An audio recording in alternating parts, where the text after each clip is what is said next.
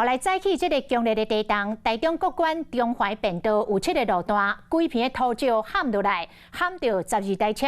包括着丰原客运的中型巴士、9台的菜车、甲2台的引导车，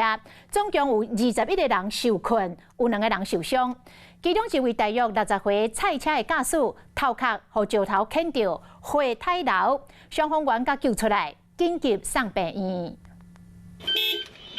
那些货车去互60个的石头陷着，驾驶掉伫车内，消防员破坏车门，将伊救出来。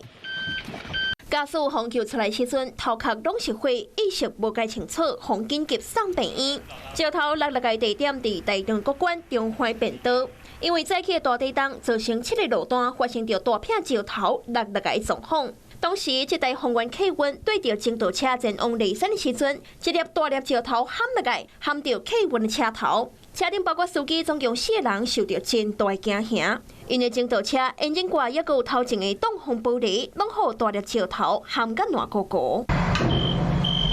国馆的工务单统计，60个石头陷着12台车，21个人掉伫内底，其中这台货车的驾驶伤势上严重。其中也有一个引导车的驾驶手骨轻伤，石头60个了后，大家拢冲落车，退到安全的所在，等待救援。主要受困的路段范围约在我们的18.7K 开始一直往东走，一直到23K 左右。这些路段这边有多处的落石坍方，以致搜救困难目前公务段派遣机具前往处理中。因为石头60个地点，涂骹拢是大范围的碎石头，已经出动大型的机具清理通车。